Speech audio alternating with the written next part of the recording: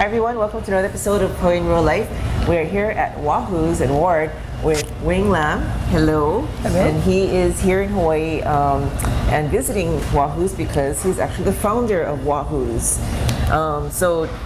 How did you found such a like tacos, like of all things? Of all things, which is kind of funny, is my parents obviously immigrated from China to Brazil.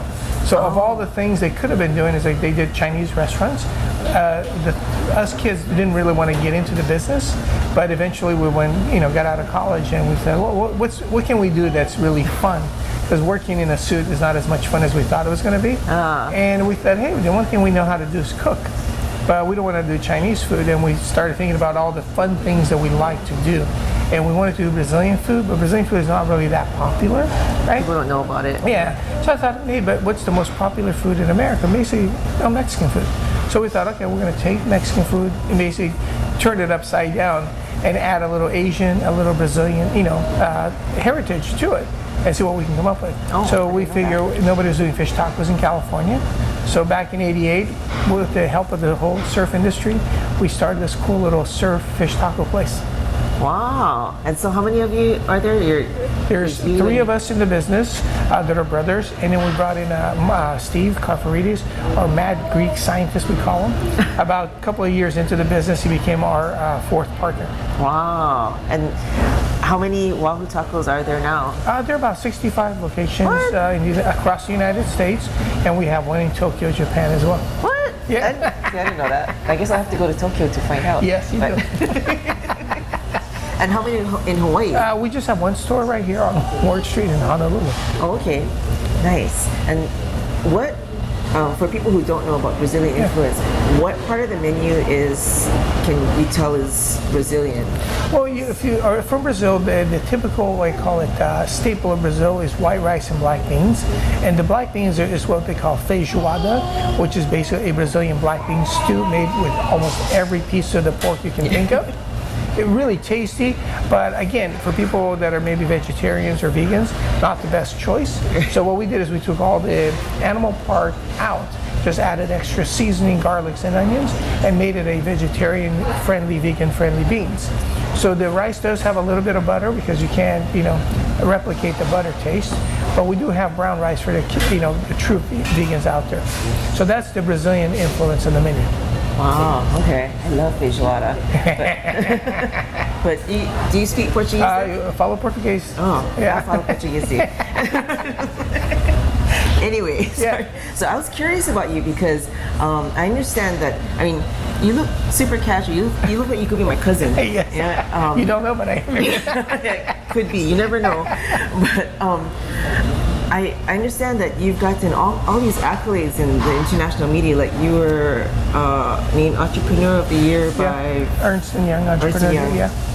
And you were in a Visa commercial? Actually, American Express commercial. American Express. No, actually, I keep thinking, it was so confusing all these years. Actually, Merrill Lynch.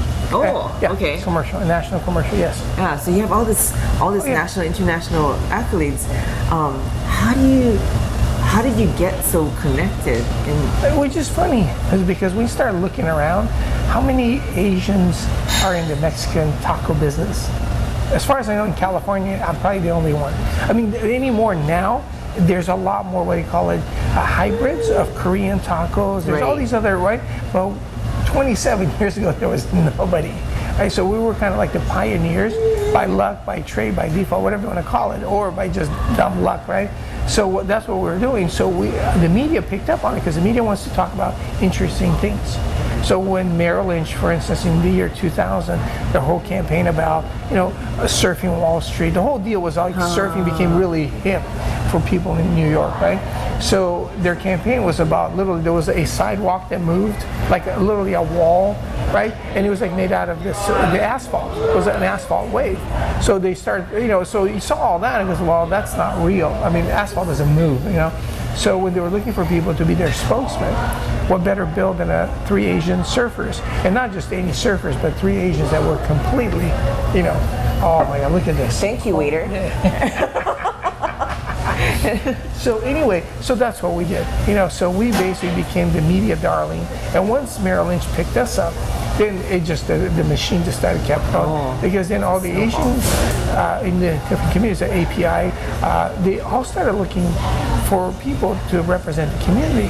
And us Asians, we always thought we were Brazilian, so we never thought, why are we going to an Asian event, right? Because you don't really think about it because we grew up Brazilians. You consider yourself Brazilian, right?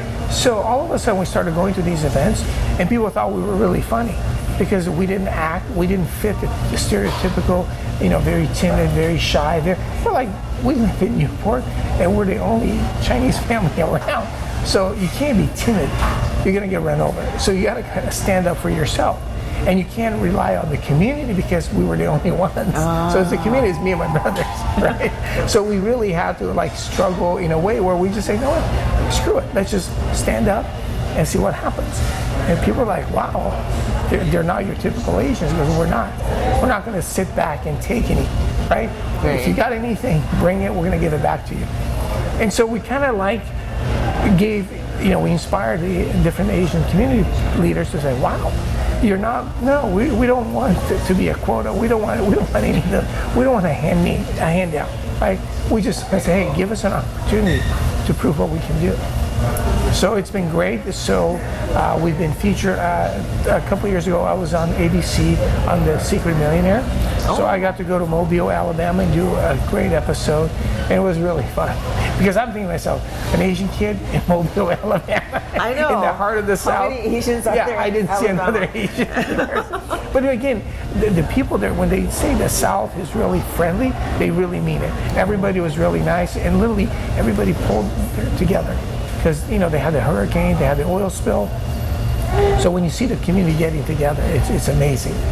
Wow, that's neat. Yeah, it's cool. Okay, so you have a very successful franchise. If you could give one or three pieces of really good advice, what would that be? Well, the first, depending on which side you're on, if you're looking to buy a franchise, don't think you're buying the rights to retire. You're buying the rights to go to work.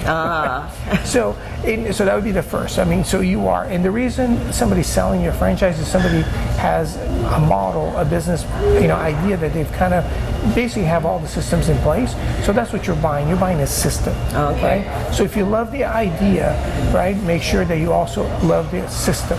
Right? So make sure that you kind of look around and say, okay, do I really want to do this, right? Because trust me, there's plenty of concepts out there that the food comes ready to go, or the drink comes ready to go. Those are what I call relatively easy concepts to run. Our concept is a little bit more complicated because it's a love affair, because we actually cook everything you see in our stores. So you have to not only love the food, you gotta love the idea of making the food. Right? So these are the things. So you probably won't find another franchise concept like ours that truly makes everything from scratch. Right? So you need to order. Yeah. So if you want something simple, we're not the answer for you. There's plenty of other successful franchisees out there, but you got to think of long term, right? Do I want to, live and be healthy? So that's what we're selling: the healthy lifestyle to your near 80s. And then the other part is just make sure that you embrace the system and follow it, because there's a reason why somebody set up the system. So if every time you question the system, don't get into franchise, because it's not an easy thing to do, because all of a sudden you're spending all this money and you're constantly fighting it. You're better off starting your own idea. So believe in the concept, make sure that, again, you're buying the right to go to work, right? And just follow it, and believe it or not, you follow the simple recipes, it should be successful. Okay, good to know. So we're going to try these in the next segment, tell you what these are all about. Yeah. So click the link below, and we'll talk some more with Wayne.